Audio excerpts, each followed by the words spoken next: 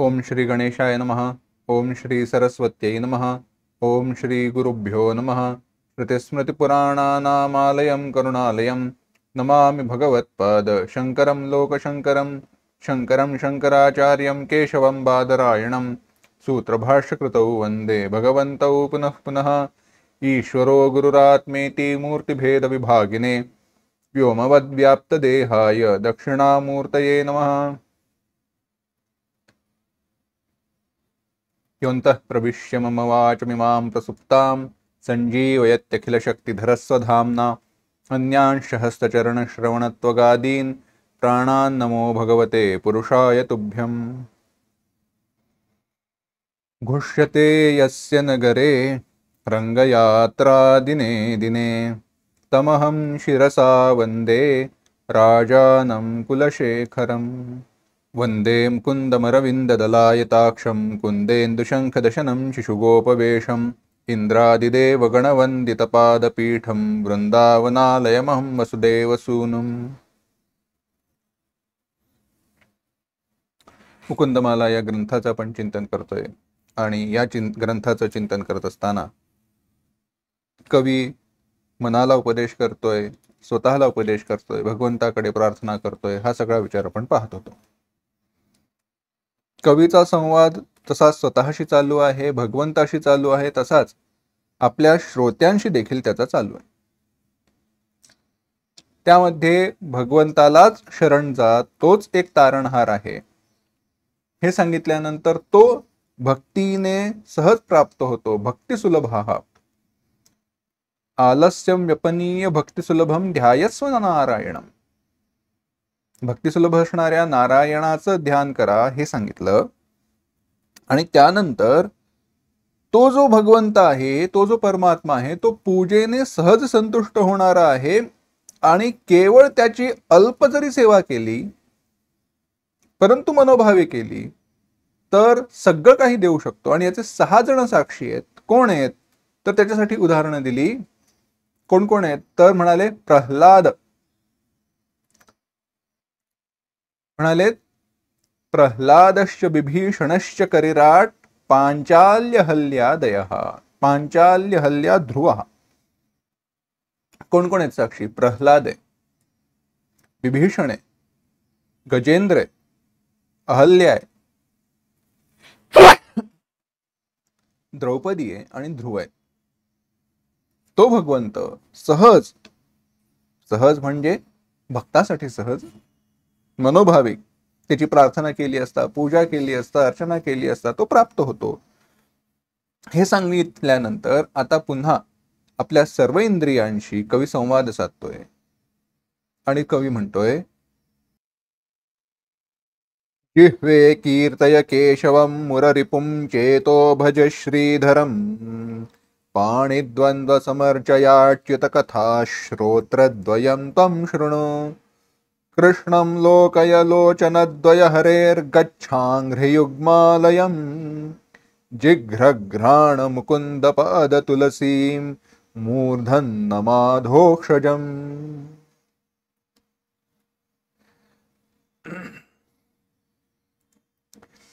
कवी म्हणतोय हे वाचे जिह्वे, जिभेला सांगतोय हे वाचे केशवाचं कीर्तन कर। अरे मना, त्या मुर राक्षसाचा जो शत्रू आहे ना, तो मुरारी, त्याचं भजन कर। हातांना प्रार्थना करतो, हातांनो श्रीधराचे अर्चन करा।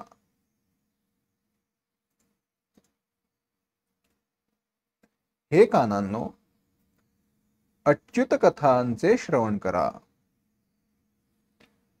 डोळ्यांनो कृष्णाचे रूप पहा। पायांनो हरीच्या धामाला जा। अरे नाका, भगवंताच्या चरणांवरील तुळशीचा वास घे आणि मस्तका कृष्णाच्या चरणी माथा टेकव। कवी आता प्रार्थना करतोय, म्हणतोय अरे वाणी, अरे वाचे, त्या भगवंताचं कीर्तन कर, मना भगवंताचं ध्यान कर, भजन कर, हातांनी भगवंताचीच कर्म करावीत, पूजा करावीत, पायांनी भगवंताच्याच धामाला जावं, म्हणजेच निजधामाला जावं नव्हे, ते तर अंततोगत्वा व्हायचंच आहे. परंतु ज्या ठिकाणी भगवंताचं स्थान आहे, म्हणजे मंदिर असेल, देवस्थान असेल किंवा घरातील देवघर असेल, त्या ठिकाणी जा. प्रत्येक इंद्रियाला तू तुझा विषय नारायणच कर असं म्हटलेलं आहे. घेई घेई माझे वाचे, गोड नाम विठोबाचे, डोळे तुम्ही घ्या हो सुख, पहा विठोबाचे मुख. हीच प्रार्थना संतांनीही केली, सगळे संत हेच सांगतात. परंतु हे कशासाठी, याचं प्रयोजन काय तर लक्षात घ्या.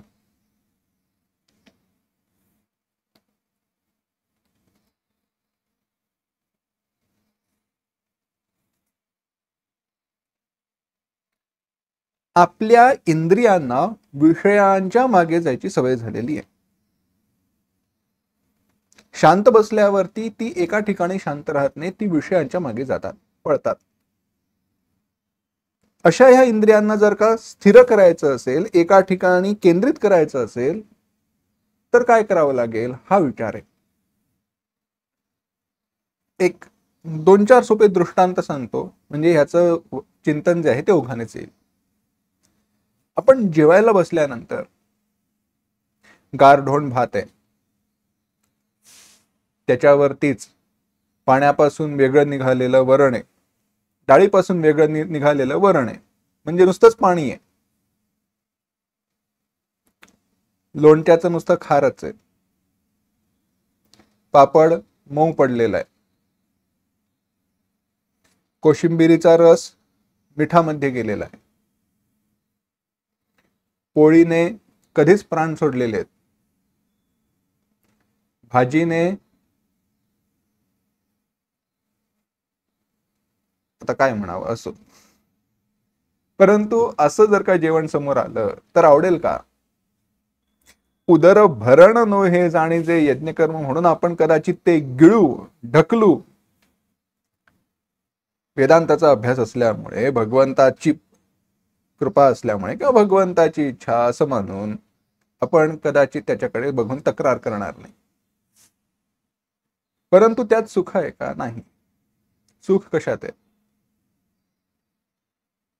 भाताची मूद जरी थंड होत आलेली असली तरी त्याच्यावरती गरमागरम वरण पडावं, त्यावरती तुपाची धार नाही पण 3 थेंब तूप पडावं, बाजूला करकरीत लिंबाच्या किंवा कैरीच्या फोडींचं लोणचं असावं,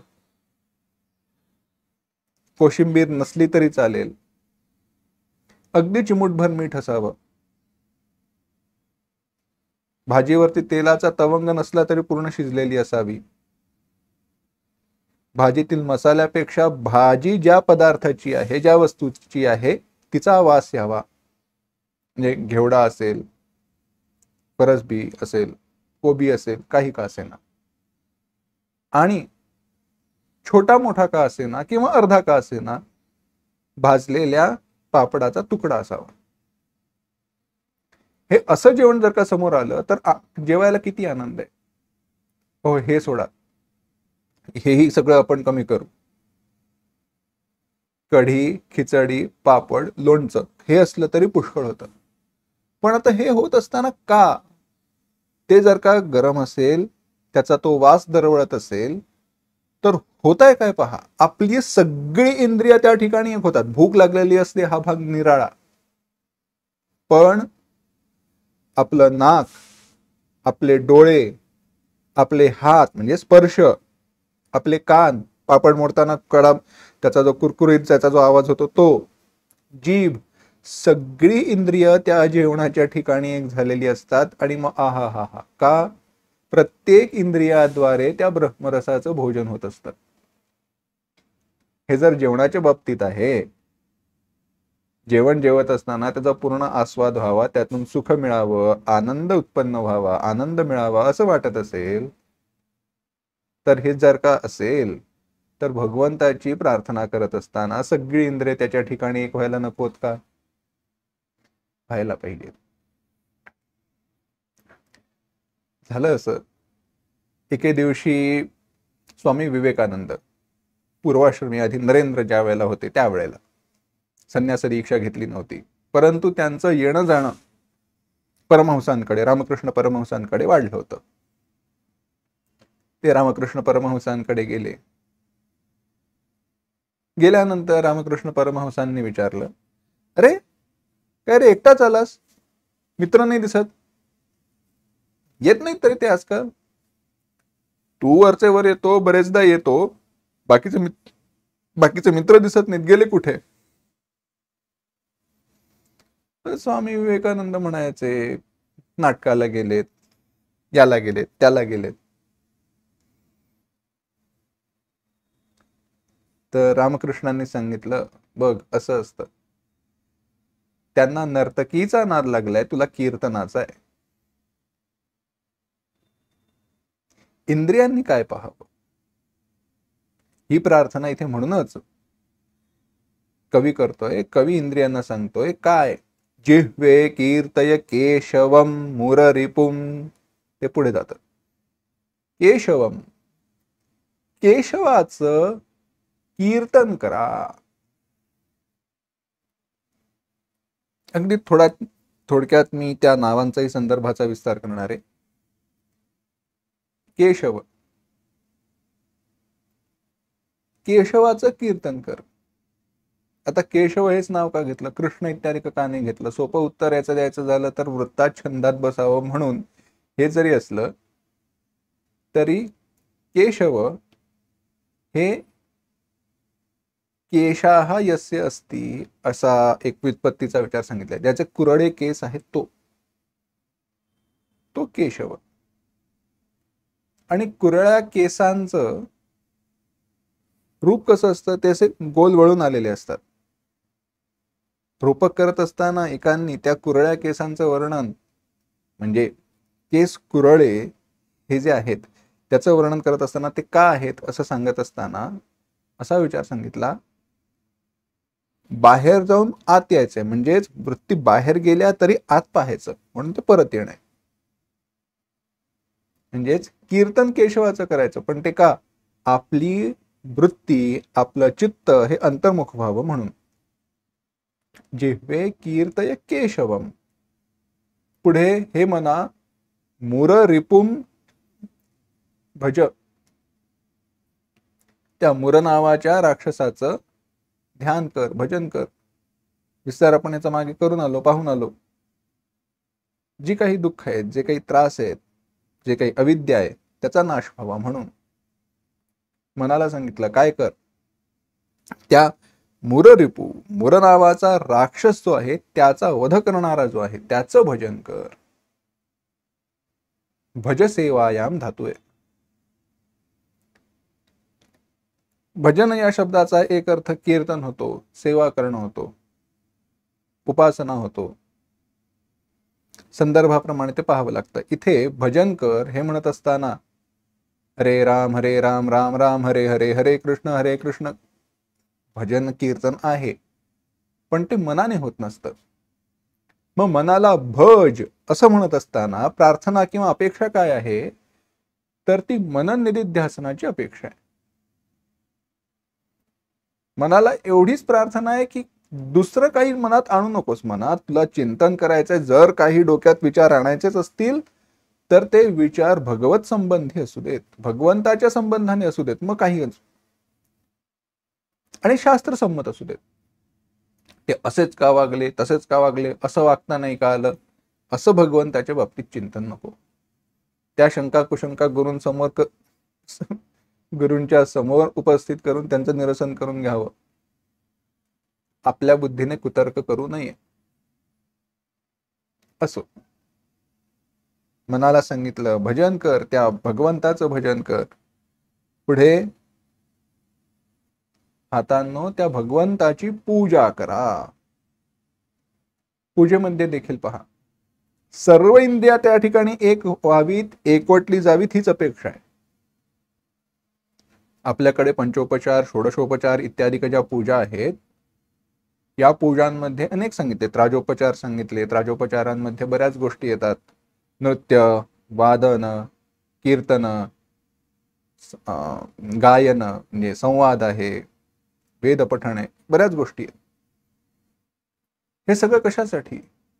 तर प्रत्येक इंद्रिय जर त्या एकाच कामामध्ये लागलेलं असेल तर आजच्या भाषेमध्ये डिस्ट्रॅक्शन्स होत नाही, मन विचलित होत नाही, चलबिचल होत नाही, इकडे तिकडे जात नाही.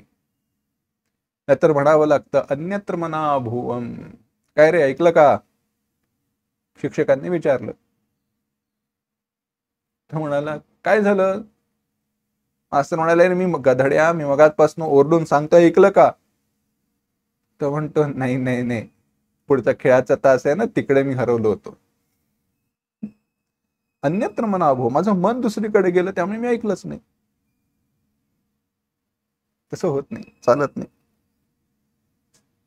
सगळी इंद्रिया, कारण काय आहे, आपण नेहमी ऐकतो, पाहतो, इंद्रिय एखाद्या विषयाच्या मागे गेलं की मन तिकडे गेलंच म्हणून समजा.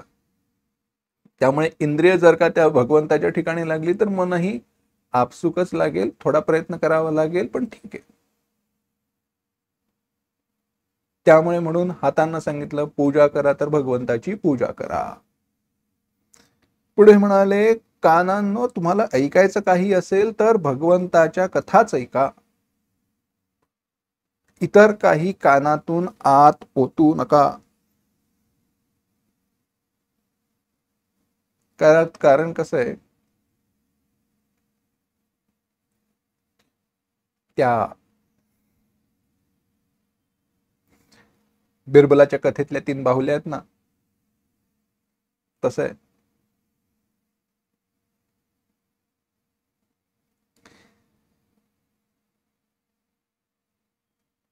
आपल्या कानांची जी अवस्था आहे, कसं आहे, एका कानातनं काडी टाकली, दुसऱ्या कानातनं बाहेर आली, असं नको व्हायला. लौकिक किंवा पारमार्थिक कुठेच. एका कानातनं काडी टाकली, तोंडातनं बाहेर आली. लौकिकात नको, पारमार्थिकात चालेल. कानाने भगवंताचं नामस्मरण ऐकलं आणि मुखाने घेतलं, उत्तम गोष्ट आहे, चांगली गोष्ट आहे. कानात घातली एक काडी, ती पोटात गेली. लौकिकाच्या बाबतीत अजिबात नको. का? लौकिक गोष्टी मनामध्ये साठवून करायचं आहे काय? पण भगवंताचं जर का ते नाम कानाद्वारे ऐकलं गेलं, कानावाटे आत गेलं आणि हृदयात राहिलं, मनात राहिलं, त्याच्यासारखी उत्तम गोष्ट कोणतीच नाही. म्हणून भगवंताचंच नाव ऐका. पुढे म्हणाले त्या डोळ्यांना म्हटलं कृष्णाचं रूप पहा, किंबहुना कृष्णाचंच रूप पहा. कृष्णाचंच, दुसरं कोणतंही रूप पाहू नका, किंवा जे जे रूप पाहाल ते कृष्ण आहे असं म्हणा. ती दृष्टी विकसित करा. कारण सर्वत्र ज्या वेळेला भगवंताचं दर्शन होईल त्यावेळेला तुम्हाला दुःखाचा स्रोत राहणार नाही, तुम्हाला कधी दुःख प्राप्त होणार नाही. आणि पुढे म्हटलंय नाकाला त्या भगवंताच्या चरणावरती जी तुळस वाहिलेली आहे ना, त्या तुळशीचा वास घे. पायांना सांगितलं त्याचं जे नित्यस्थान आहे, म्हणजे मंदिरामध्ये त्याचं जे घर आहे भगवंताचं, त्याच्या भगवत गृही जा, त्याच्या ठिकाणी जाऊन राहा. म्हणजे अंततोगत्वा जी तुम्हाला गती मिळणार आहे ती भगवत धामाचीच मिळणार आहे, असा प्रयत्न करा. आणि मस्तकाला प्रार्थना केली, बाकी काही कर, पण भगवंताच्या समोर नतमस्तक हो. तिथे अहंकार ठेवू नको. व्यवहारामध्ये अहंकार जेवढा धारण करायचा तेवढा कर. कशासाठी? कर्म करायचंय म्हणून, पण ते देखील अज्ञानाचा अहंकार नव्हे, बाधित अहंकारचा. अहंकार न ठेवता अहंकार. भगवंताचा दास हा एवढाच अहंकार पुरे. अहम करणारा तो अहंकार. गर्व नको, त्याच्यामध्ये कुठेही राजसिकता नको, तामसिकता नको, सात्विकच असावा, भगवंताचा दास. आणि मग त्याने सांगितलेले कर्म करतोय या भावनेने कर्म करा, ते ठीक आहे. मना मस्तका काय कर, काही नाही, बाकी सगळीकडे तू डोकं टेकवलं नाहीस तरी चालेल, पण भगवंताच्या समोर ताठ उभा राहू नको.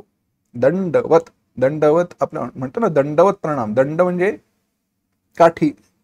काठी कशी अशीच्या अशी आडवी पडते ना, असं म्हणून आपण आडवं पडायचं नाही, पण पूर्णपणे आडवं होऊन, ते अर्धवट वाकून नव्हे, आडवं होऊन पूर्ण. दंड कसा, काठी पडली की अख्खीच्या अख्खी आडवी पडते, बंद मोडून किंवा वाकून खालती वाकत नाही किंवा पडत नाही. तसं पूर्णपणे लोटांगण घालून साष्टांग नमस्कार करणं, तो दंडवत प्रणाम. तसं मस्तका बुद्धीला सांगितलं, भगवंतासमोर नतमस्तक हो. सगळं काही इथे भगवंताला अर्पण केलेलं आहे. भगवंतच विषय व्हावा प्रत्येक इंद्रियाचा, हीच प्रार्थना केलेली आहे. आता यानंतर पाप जे असतं की नाही, पाप दुरित, त्याच्यावरती उपाय काय याचा विचार कवी आपल्याला सांगणार आहे, परंतु तो विचार पुढील भागामध्ये पाहणार आहोत. ओम असतो मा सद्गमय, तमसो मा ज्योतिर्गमय, मृत्योर्मा अमृतंगमय. ओम शांती शांती शांती. हरि ओम. श्री गुरुभ्यो नमः. हरि ओम.